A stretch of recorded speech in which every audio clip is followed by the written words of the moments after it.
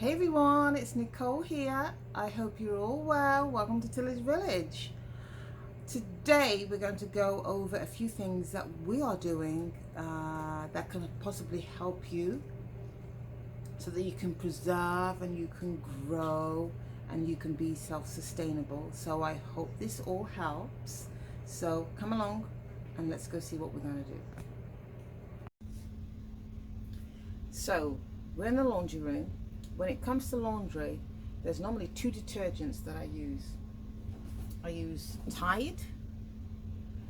This is for all of our clothing. I do have some that in a 5-gallon container that I've actually made, and that works well, but at the moment I'm using Tide. Now for washing, like dog bedding, bath mats, cleaning cloths, etc., those type of things, I use this one, Extra. Now at the moment this is, I think, I don't know, it used to be $5. I think it's maybe $7 now, where this one here is maybe $10. So just think about it, because when things get really bad, how long will you use this one till you switch to this one? I mean, this still works, but that's what we're doing at the moment. Now, one other thing that you can do, I'm going to show you, is, let me get it for you. We keep a whole bunch of cleaning cloths. They're all these, they're like flannels. We call them, in the UK they're flannels, in America you call them washcloths. But we keep a whole bucket full. This is a 5-gallon bucket full of them. And these are used when we're cleaning, when we're wiping things up, you know, wiping the walls down, all that type of stuff. We use them. They're put in a bucket in the garage, put in there, and left to soak, probably in some bleach water, and then when it's say 3/4 halfway full, then they're all washed. Instead of using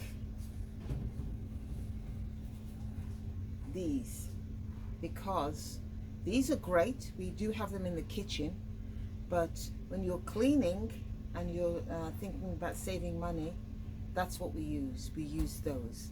So that really helps out.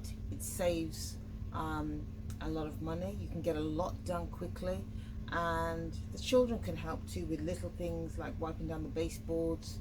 You can use this. They can do that in their bedrooms, and it's all clean and it's reused, where you're not constantly getting because with our family we could go through this roll easily in half a day with just cleaning easily.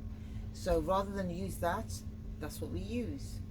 Now the other thing that I'm going to show you what you can do, come on, let's see. So one of the things that we use is paper towels. We don't use them as much now, but we do use these. One thing that we do use a lot of is napkins.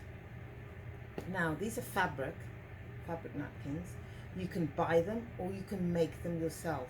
These ones I made, I found some nice fabric. This is a while ago, years ago, and they're just 12 by 12, or you can do 12 by 8, whichever, it doesn't really matter. And they're just the fabric napkins. They're so much more easier, so much more convenient, and you will save so much more money too. Just place them at the table, the children will get used to using them, and the texture is so much nicer too. So much nicer than using paper towels, disposable ones, because I'm sure your grandparents use them. I don't know whether it's an American thing really, just to always use these paper disposable napkins, but in the UK we always used napkins at the dinner table. Breakfast, lunch and dinner, on the cutlery was a napkin. So hopefully this can help. It's not hard. You just cut the size you want, stitch them. Hopefully you have a sewing machine, and you can make it. Even if you can't sew, maybe I could do a video on sewing, because it's really easy to sew and to stitch these. So hopefully we can start that. That would be wonderful. Now we're going to go outside. What I'm going to do is, we dehydrated, let's get it here, some banana peppers there, bell peppers. I've had to write the signs on. This is for seed saving. And poblano, a whole bunch of poblano. Now I've had them in the house since yesterday, because I picked them yesterday, and you can see, I'll show you one, because it's imperative that you seed save. You can see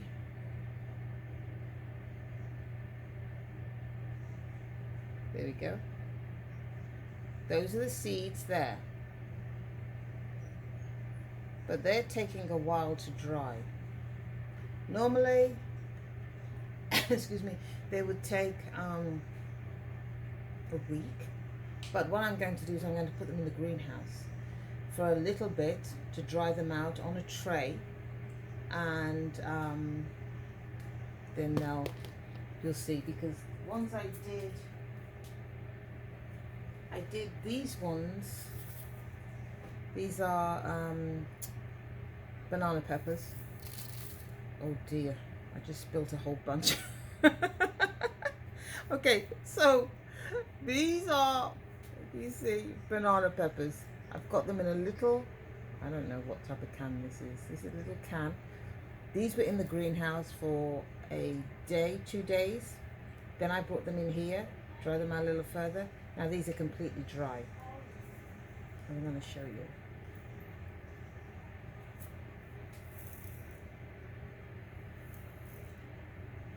You hear them? So these are completely dry. So the other ones are going to put in the greenhouse. I'm going to show you what are the things that we're dehydrating to. Sorry, not dehydrating. What we are drying to seed save. Okay, I need to get my okay, come on. So we are in the greenhouse, and I'm going to dry out these poblano peppers. I've put them on this tray here, and I am not going to take off the stems, the little seeds off the stem. I'm going to leave those on, let them dry. We'll leave them here for a few hours, and then we'll check them later, and they should be dry. I could dry them in the house, but I'd rather just get it all done, dry them here, dry them, the bulk of it out here for a few hours, then bring them in. Hey, so we're outside now in the garden, and I wanted to talk to you about seed saving. I purchased about a month ago some seeds. I think it may have been some butternut squash. I did already have some, but I just wanted to purchase some extra seeds. So I got the seeds. I opened the seeds that I just purchased, planted them. After a month, no seeds came up. Now, either they sold old seeds, and these are a name brand, popular company. So either the seeds are old, or there's some sort of error or taint on the seeds. Now, I'm saving some pickle seeds, cucumber seeds, all those type of things. So these here, let's see if you can see them. Yeah, there we go. These seeds here, these pickles, sorry. These are pickles. They are way past the picking date, but they are ideal for seed saving. The seeds are large, and these will be healthy. So later on today, I'll pick these seeds, I'll slice it open, scoop the seeds out with a spoon, lay them on a tray, and just get these seeds to dry out. And these will be the pickle seeds that I can either use in the autumn time, in the fall, or I can use them for spring next year to plant. But it is crucial that you seed save. It really is, because things like butternut squash should when the soil is at the right temperature, after 1 week those should be you should be able to see the new plants rising, so the little seedlings. So for nothing to come up after a month is a serious problem. There's lots of things that you can see. So I'm going to show you carrots here. So let's see the carrots.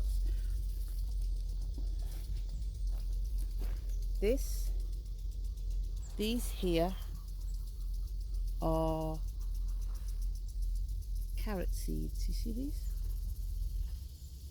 These here, carrot seeds. Now, they're white now, but when you wait till they're like this, brown. Oh, let me see if you can see it properly. Okay, this is better. So they're the carrot seeds. They have little umbels, and within those little sections there's little tiny carrots. Now when they begin to dry out, they begin to look like this one. Do you notice the difference? That's the fresh one, the flower. This is when it's beginning to dry out, and I'm not sure if you can get closer, but you can see that. But once it's dried out, you'll just crumble the seeds. You can do it on a plate, and then you have your carrot seeds. So these will be carrot seeds for maybe later on in the year. So these are things that you can do. You can do them with most vegetables. The only trouble with carrots is you have to wait until the carrots are on their second year.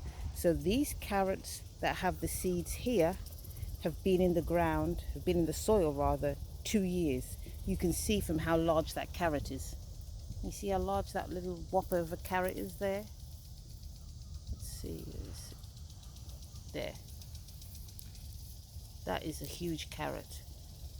So they've been in the ground, in the soil 2 years, and on the second year is when you get the carrot seeds. Then you dry the seeds.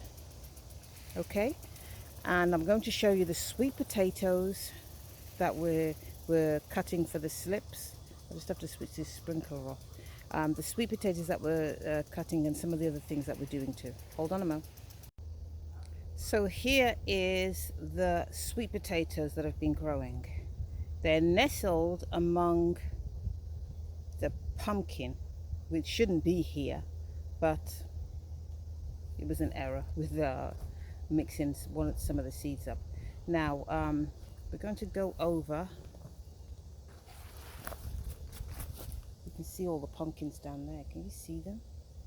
These are so nice. Okay, so we have to look, make sure there's no snakes around here. Okay, so we have the sweet potato slips. So we got them here. Now, this area is for the sweet potatoes, but over in the other area, I'm going to plant another sweet potato bed because we're still, weather-wise, we're okay for the season to still plant another set of sweet potatoes. So how you do the slips, you're going to cut it. You can do like 8 inches. Cut the slip here. You can cut it again down here, and you just keep going on one of the slips, because these slips here will just root into the ground like this, and then they'll produce sweet potatoes from these little suckers here. So I'm going to cut these, and I'm going to show you what I do with them. So here are the sweet potato vines in this jar, and as you can see, I'm going to take one out.